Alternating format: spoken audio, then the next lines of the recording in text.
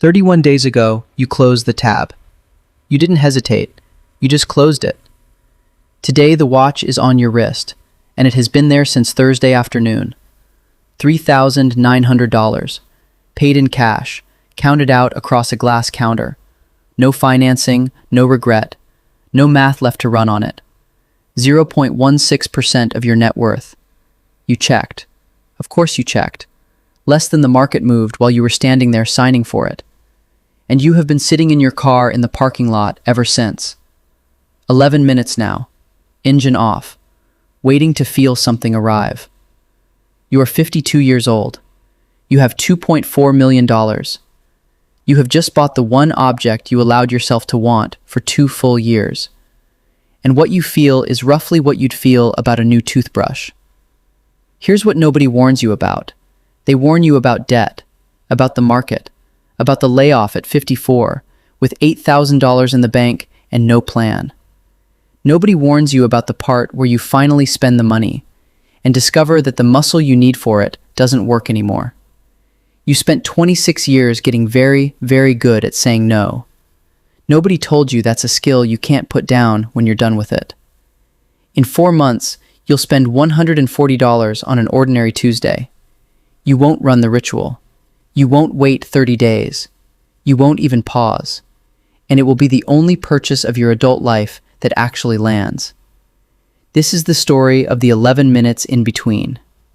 The rule was simple, and in 26 years, it had never once failed you. Will I still want this in 30 days? Am I buying the object or the feeling? Who am I wearing it for? 28 days in, you had forgotten about it entirely. That's what usually happens. That is the entire point of the rule. Desire has a half-life, and 30 days is longer than most of it survives. On day 29, you remembered, and you still wanted it, quietly, the same as before.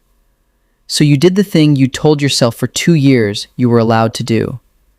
You drove to the store on a Thursday afternoon and looked at a man behind a counter, and you said, "I'll take it." He asked if you wanted to finance it over 12 months. You laughed.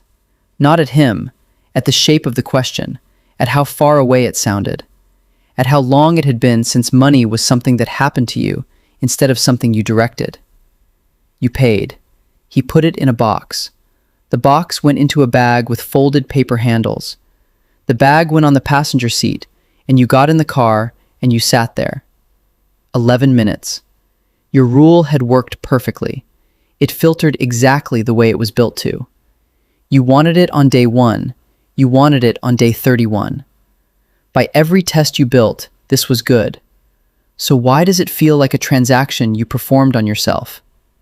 You don't put it on. Not in the lot, not at the lights. It stays in the bag. At a red light, you glance over at it, and the bag is just a bag on a seat. And you think about the truck. 4 years later, you still think about that truck. $74,000, lifted, immaculate, financed at $1,100 a month for 72 months. You did the math at the light that day. You always do the math at the light. $1,100 a month, 25 years, 8%. $1 million, near enough. That truck was never a truck. It was a millionaire who will now never exist. And here you are, 4 years on, with $3,900 in a paper bag. And it isn't a millionaire who will never exist, because you already are one, and have been for a while. The math doesn't move. It never moves. And that is exactly the problem. The math has always given you an answer. For 26 years, every question had exactly one, and the answer was almost always the same 2 words: not yet. Now the math finally says yes, and you have no idea what to do with a yes. Your wife sees the bag on the counter. She has watched you not open it for 4 days. She doesn't ask. She's the woman who told you, on your 3rd date, that she had $6,000 saved and a plan for it. 4 money fights in 22 years. Every one resolved on a first Sunday, coffee going cold, numbers on the table between you. She knows better than anyone what a stalled purchase looks like in this house. On the 5th day, she says, You know you're allowed, and you say, I know, and you mean it. And you both understand, standing there, that knowing has nothing to do with it. You were 19 the day you learned this. Not the day your father was laid off. Everyone knows that story. That's the story you tell people. 54 years old, $8,000, terror sitting plainly in his eyes. That's the headline, and it's true. Here's the part you have never told anyone. 2 weeks after the layoff, you went with him to return a coat. He had bought it in February, $48 on sale, marked down twice. The first thing he had bought himself in maybe 3 years. He was so pleased with it that he wore it to dinner that night and joked about being a man of leisure. In March, they let him go. In April, you sat in the passenger seat of a Buick outside a department store, while your father rehearsed what he was going to say at the counter. He didn't have the receipt anymore. He was going to have to explain himself. He said the sentence out loud twice, testing the sound of it, the way you'd practice for an interview. He was 54 years old, practicing an apology for owning a coat. And you sat there beside him, 19 years old, and something inside you closed like a door. You decided, in that car, in one cold and entirely permanent moment, that no one would ever do that to you. You have kept that promise for 33 years. Every identical pair of jeans, every Camry kept 11 years, every automatic transfer on the 1st and the 15th. A promise like that doesn't know when it's finished. It has no completion date written into it. It doesn't check the balance. It just runs, quietly, forever. And it ran so well, for so long, that it built you $2.4 million and a paid-off house. And a nervous system that treats a watch like a coat you might one day have to give back. Your father never bought the boat. He talked about it for 20 years, a little aluminum thing, nothing special, something for a Saturday morning. He had the money for it sitting there in 1994. He didn't buy it. He was saving. He was always saving. He died with $190,000 in the account and a photograph of a boat cut carefully out of a catalog. That photograph is in your fireproof box today, next to the deed, next to his picture. You have never once looked at it and thought, he did that right. You start wearing it in week 2. Here's what happens when you do. Nothing. Nobody at work notices. Not one person in 9 straight days. You're the guy with the 10-year-old cooler bag and the free conference thermos with the faded logo. A watch on that wrist reads as a watch. It doesn't read as a statement about anything, because nobody is looking at you. And the truth is, nobody ever was, which was always the point. You built an entire life on the freedom of not being looked at. On day 10, Dev notices. Dev is 26 and sits 2 desks over. 8 months ago, he had $9,000 in credit card debt and genuinely didn't know what he'd bought with it. He's at $4,000 now. He sends you a screenshot of the balance every single month, like a man reporting to a parole officer. You always send back the same 2 words. Keep going. He says, "That's clean. Is it new?" And you say, 2 years old, meaning you wanted it for 2 years. What he hears is, you've owned it for 2 years. You let him hear that. You don't correct him. And the second you don't, you understand something ugly about yourself. You'd rather he think you've owned it forever than know that you finally, once, bought something. Rick notices in week 3. Rick with the boat, the camper, the 2 SUVs in a driveway built for one, and the home equity line that freed up the cash for all of it. Rick, who makes more than you do, and who you quietly estimate could not survive 4 months without a paycheck landing. Rick says, "Look at you, treating yourself." And he means it warmly, without a trace of edge. He's genuinely happy for you. Rick is not the villain of this story. He never was. His boat makes memories, and there's no spreadsheet line for that. You have never once been better than Rick.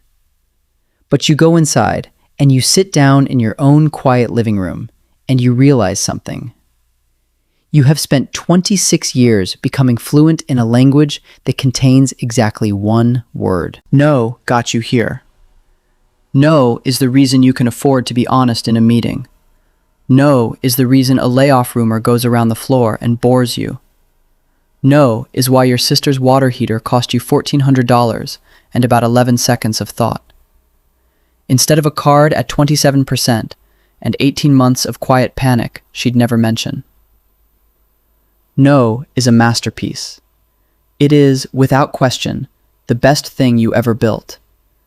It is also the only tool in the box, and some jobs are not nails. Here's what you got wrong, and here's what nobody in this industry will ever sell you because it can't be sold. You built a machine that converts money into calm. That is the whole business model of your adult life, and it worked. Layoff, market crash, root canal, water heater. No problem, 4 separate times. But nobody builds the second machine. Nobody builds the one that converts the calm back into a life. Everybody teaches accumulation. 10,000 videos on the first machine and roughly none on the second. The reason is simple, and once you see it, you can't unsee it. The first machine makes you money. The second one only makes you happy. And only one of those has a business standing behind it. So you arrive at 52, fluent, disciplined, entirely safe, holding a skill you can no longer switch off. And you discover that spending is not the absence of saving. It is a separate skill with its own reps. And you have zero practice at it. Not zero money, zero practice. There's a difference. 33 years of reps at one movement and not a single one at the other. And now you're standing in a parking lot with a $3,900 object on your wrist, wondering why your body will not produce the feeling you came here for. The watch was never the problem. The watch was a test you set yourself, in the wrong subject, and then graded harshly. The cage door has been standing open for years. You knew that. You even said it out loud once. Past a certain point, frugality stops being restraint and quietly becomes preference. That was true when you said it. It is also the most comfortable sentence you have ever told yourself, because it means you never have to walk through the door to find out whether it's still true. You keep the watch. That's the part that surprises people who want a tidy ending here. You don't return it. You don't sell it. You don't donate it and post about it afterwards. You wear it, most days, and by the end of month 2, it is simply a watch. And being simply a watch turns out to be the highest thing an object can achieve. But you start running a different experiment, quietly, without telling anyone. Once a week, you spend money on something that cannot be justified in a spreadsheet. And you're not allowed to run the ritual on it first. You are, at the beginning, terrible at this. The first week you buy a $19 lunch and sit in front of it feeling like a fraud. The second week you forget entirely. It takes 6 full weeks before your hands stop objecting. And then in November, on an ordinary Tuesday, you find a half-day charter out of the harbor. 40 minutes from your house. 2 seats. $140 all in. You don't think about it for 30 days. You don't ask who you're doing it for. You book it in about 9 seconds. And then you call your sister, the one with the water heater, the one who rehearsed an apology into your voicemail before asking, exactly the way your father rehearsed his in a Buick. And you say, Saturday, bring a coat, it's cold. The fish don't cooperate at all. She gets sick over the rail 20 minutes in, and then laughs so hard about it that she cries, holding the rail with both hands. There is a moment around 10 in the morning where the engine is off completely, and the water is doing that flat metal thing it does, and neither of you says anything at all. For a long time. $140, and neither of you says anything. Your father had the money for that boat in 1994. He was saving. Here's the whole thing. It took you 33 years and $3,900 to learn it. The number was never the finish line. You already knew that somewhere before today. You passed your number $900,000 ago, and no confetti fell from anywhere. And you were still you, still walking the same loop around the same quiet streets. But the no isn't the finish line either. The no is a tool. That's all it ever was. A beautiful, boring, murderously effective tool. And it will build you a fortress that holds. And a fortress is only worth something if somebody eventually opens a window in it. So build the first machine. Automatic, relentless, 26 years. Then ignore it while it works. That part is real, and I am not taking a word of it back. Just don't wait until you're 52 to learn that the second machine exists at all. Practice the yes while it's still small. $19, $140. Somewhere your hands can still object, and you can still overrule them. Because the money does go silent when it's finally, genuinely yours. That part is true, but you don't have to. Today, you earned $430, spent $31, and wore a watch nobody noticed, and took your sister out on the water for a morning. No one clapped. No one knows. Your father would have liked the boat.